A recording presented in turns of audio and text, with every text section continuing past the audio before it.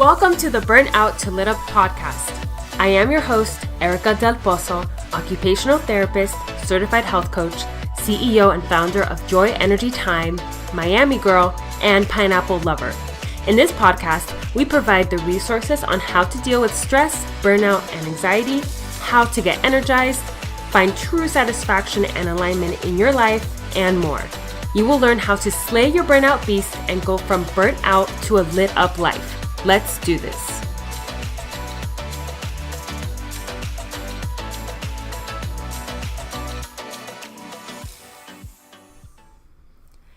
What's up, everyone? ¿Qué pasa, calabaza? That means what's up, pumpkin? And welcome to the Burnout to Lit Up podcast. If you are brand new, then welcome. I'm so happy to have you. And if you are a returning listener, then welcome back. I am as equally happy to have you back. So it's me, Erica, and we're going to hang out today. We will be talking about presenteeism. Ooh, sounds so mysterious. It's different from absenteeism, and it's important for you to know about if you work. So presenteeism is really interesting. It's a huge problem, and I can't wait to get into it. But first, I will be sharing today's little fun fact. And I just got back from Spain. I loved all the vibes there. It was my second time in Spain, but first time in Andalusia, which is the south of Spain. And it is like, when you think of Spain, Andalusia is that Spain with the flamenco dancers and the sun and the tapas and sangria. It was just fantastic. So today's little fun fact is about my last name, since my last name is Spanish, and it has perplexed people for years. So my last name is Del Pozo. Del Pozo. My God, it sounds so weird in English. It's two words. Del means of the, and Pozo means water well. So I am of the well. And a lot of last names in Spanish are like that, like of the rose, of the tower, of the no sé qué, of the something. So Del Pozo, two words. Now, growing up, my last name has been completely butchered, mostly by non-Latin, non-Spanish people. I think because having two words as your last name is not usual. So many times in my life, like whenever I've received mail or talked to a customer service on the phone or have received documents, I've seen my last name either put together, so they're one word, or I've seen the del taken out completely. Like people just decided that they don't want to have two words in my last name, so they take out the del. So I will be addressed as Erica Pozo. I'm like, what happened to the del? That's a part of my last name. And then I've seen people put that as my middle name. So they don't know what to do with it. So they just stick it where my middle name goes. And for years growing up, I had no idea why people couldn't understand. But then when I got older, I realized, oh, in English, you don't have two or three words as your last name. So people are just assuming that I made a mistake, that they should belong together, or Del is a middle name, which I can understand.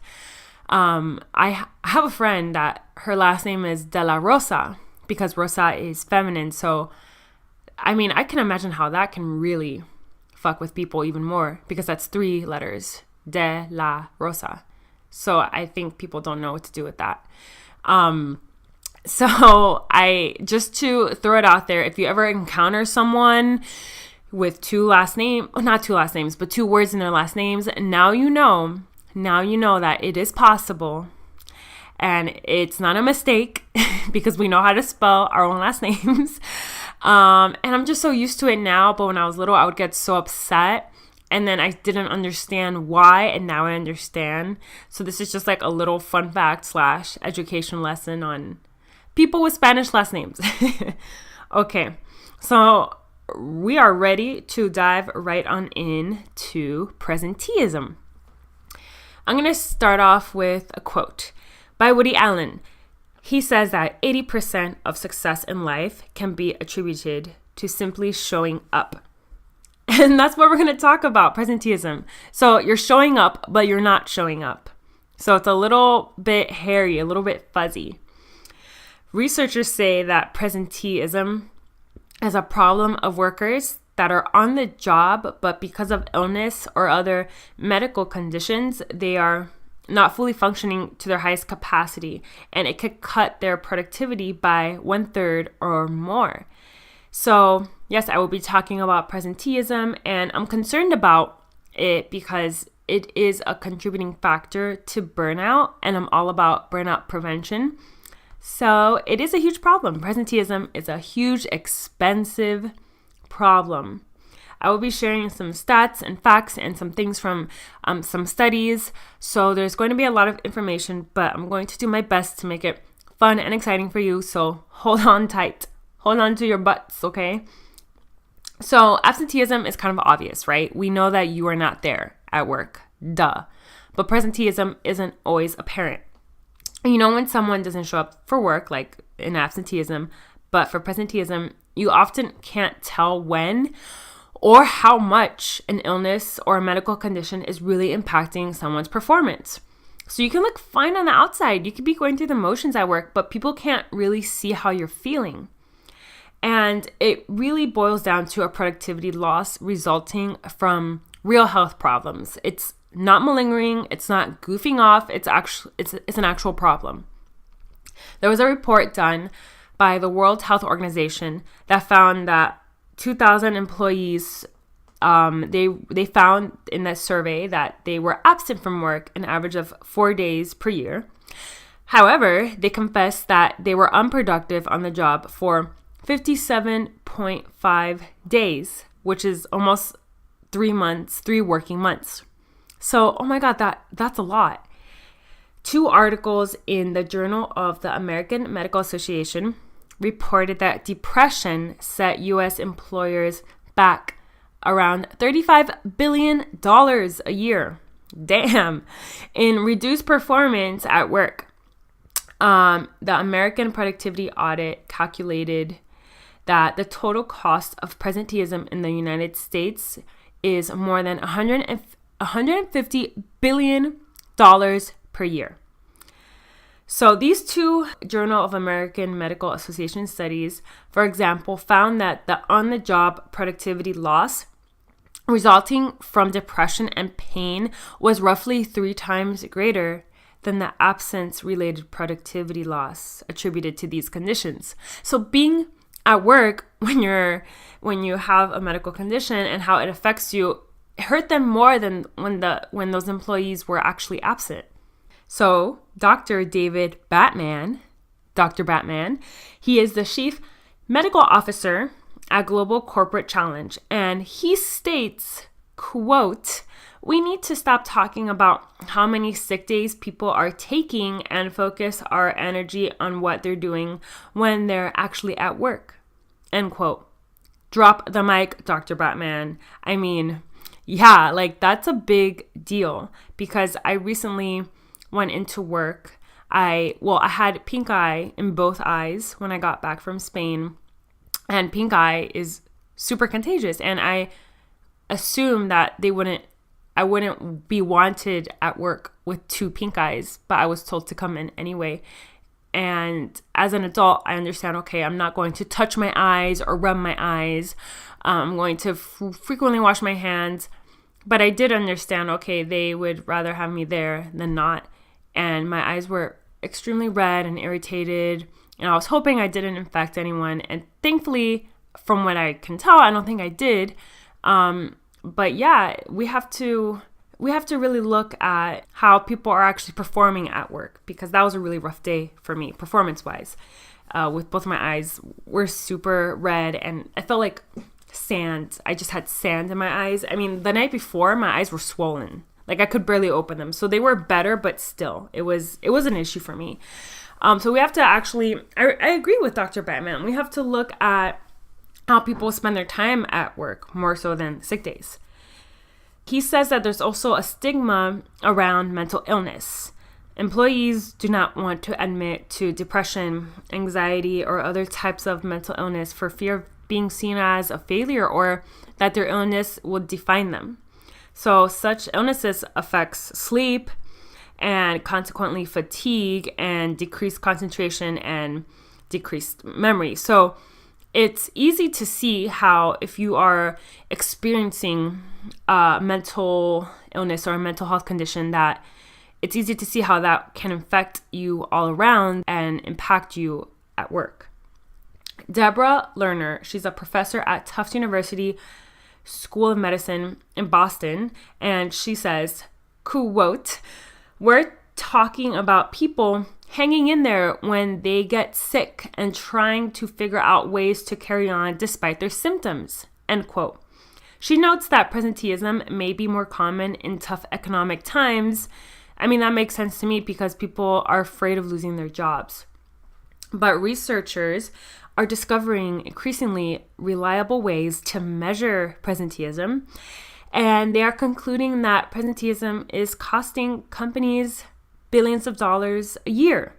So emerging evidence suggests that relatively small investments such as screenings, treatments, and education can reap substantial productivity gains.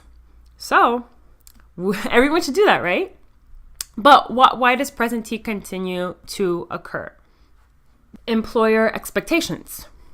In today's society, we have a leaner and meaner mentality in the workplace, and some workers trudge off to work when they're sick because they fear that one or more of the following scenarios can occur.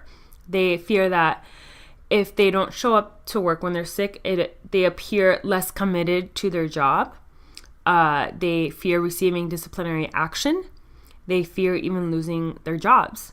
A day or more off can also mean burdening other coworkers with job duties, coming back to a heavy workload, or missing work deadlines. So there's a lot of fear about calling in sick. Research on presenteeism focuses on such chronic or episodic ailments such as seasonal allergies, asthma, migraines, and other kinds of headaches, back pain, arthritis, gastrointestinal disorders, and depression. But the illnesses people take with them to work, even though they incur far lower direct costs, usually account for a greater loss in productivity because they are so prevalent or often go untreated and typically occur during peak working years. Those indirect costs have been largely invisible to employers. So think about how this looks. You have untreated allergies, right? And at work, let's say that impedes your concentration. The discomfort of gastrointestinal disorders, which are common but seldom talked about, such as irritable bowel syndrome, acid reflux, heartburn. These gastrointestinal disorders can be a persistent distraction. And I have suffered from my fair share of GI issues, and I know how devastating it can be on your body. And I still get that. Like I can't tell you when it happens or why, or if it's a certain food I eat. It happens when I'm off my routine a little bit. And if I eat something, or it could be anything that triggers it, I can start bloating and my whole abdomen bloats like a balloon, and it is so painful. I have to lay down on my stomach. So imagine if you had to lay down on your stomach in the middle of the workday. Yeah, it's a very big distraction. Depression, among other things like fatigue and irritability, can hinder your ability to work altogether. Arthritis makes physical and manual labor more difficult. So these are all different things that can affect your work performance in different ways. Researchers have found that less time is lost from people staying home than from actually showing up but not performing at their full capacity. Typically, studies show that presenteeism costs employers 2 to 3 times more than direct medical care, which is paid for by companies in the form of insurance premiums or employee claims. Let's take a quick break from the episode to talk about Presenteeism Shop. Now, this isn't a paid ad. I'm just a happy customer and I love the idea. I love the box, so I'm more than happy to talk about it. It is a quarterly subscription box for healthcare professionals. And their prescription on their site, which is really cute, says double dose of style and turbo dose of beauty. So I've never done subscription boxes before. This is my first time. And needless to say, I am quite impressed. I love that I chose them. And I feel like it's really tailored to me because I am a healthcare professional. And in my first box, I was surprised with what I got, but I absolutely loved it. I got some hair vitamin gummies that are super delicious. I got a little flashlight, which is definitely something I needed in my day-to-day practice. It's cute. It's like a cute pink pen light. I got this candy bomb that I can throw in the bath when I take a bath. And it's gonna actually make me take a bath because I really don't like it, but now I'm so excited to try it. I got this delicious tea, this peach and cream flowering tea. Oh my god, it's so good. I mean, this is like a pampering box, perfect for healthcare professionals. And I love that it's quarterly because it's not overwhelming for me. So I definitely recommend, if you are a healthcare professional and you want to glam it up and treat yourself, because I'm always talking about self-care, then you gotta get a Presenteeism box. If you use my code joy.energy.time during your checkout, you will get 10% off your first box. So yay to Presenteeism Shop. I'm so happy you exist. I'm so happy to be a customer, and I'm happy to share it with my lovely audience. There are some tools out there that measure productivity in the face of presenteeism. One of them was developed by Buzz Stewart and used in the American Productivity Audit, and he asks workers how much productive work time they think they've lost because of medical problems. Another one was developed by Ronald Kessler, a professor at Harvard Medical School, and he asks workers about their overall performance. This has actually been adopted by the World Health Organization. A third one, developed by Deborah Lerner at Tufts, looks at several ways an illness can hurt an employee's ability to function and how the combination will affect different jobs. It is used by a variety of academic researchers, pharmaceutical companies, and employers. So, if it's not already clear, it should be quite clear to you by now that when people don't feel their best, they can't do their best work. The first step in solving the problem or coming up with a solution is by making managers aware of the problem. So if you are an employer, the next step involves getting to know the particular health issues facing your employees. Look at your workforce with health issues in mind that can impact your workforce population and bring in some studies. If you are an employee and you want this to be addressed by your employer, bring in some studies and evidence. And for example, if you're working with a largely female, if your coworkers are largely female and you know that perhaps the majority of the problems are GI related or maybe depression related or whatever it may be, bring in some research and evidence around that. Because educating employees is crucial. You may want to set up programs or or brainstorm with your team on different ideas that you can use to ensure that illnesses aren't going undiagnosed, because employees, they don't really realize perhaps that there is a problem or that they have an illness that is misdiagnosed, for example. So you want to make sure everyone's on the same page, everyone knows what's going on with their bodies, and that's the first step, is the education. Comerica, I think I'm saying it right, Comerica Incorporated sponsors in a series of hour-long lunches. Well, it's called an hour-long lunch and learn session, and it was led by a gastroenterologist. And they focused on things that employees can do, like changing up their diet and reducing stress to relieve symptoms of irritable bowel syndrome. So these programs, they emphasize the importance of how the employee can manage their own personal health and stay on track with their medications, etc. So of course, that seems simple. Okay, bring someone in, people can learn and receive education on their health conditions. Yes, that seems simple, but is it actually being done? And the challenge here is improving health education is not just a trivial thing, but it's absolutely necessary.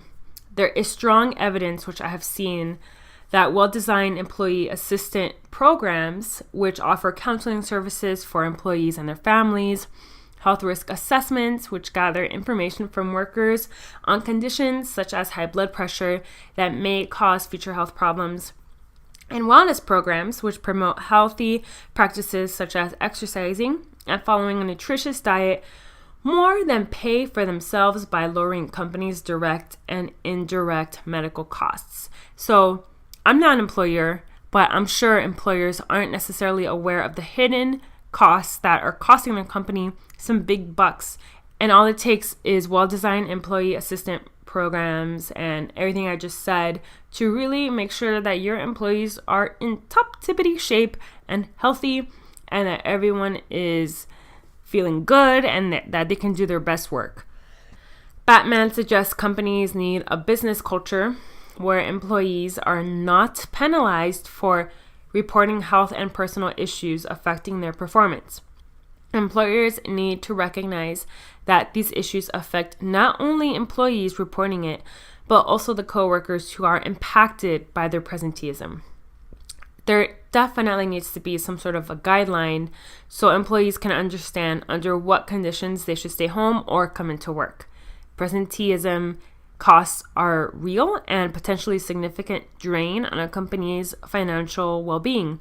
So employers need to make an effort to develop a workplace with healthy and highly functioning workers, right? That's what we all want. We want to feel good at work. We want others in our workplace to feel good so we could do our best work and feel good overall. Just as the expenses of training by employers can be seen as an investment in a skilled workforce, the expense of medical care is viewed as an investment in a healthy workforce, one whose productivity isn't impaired by relatively minor but common medical problems.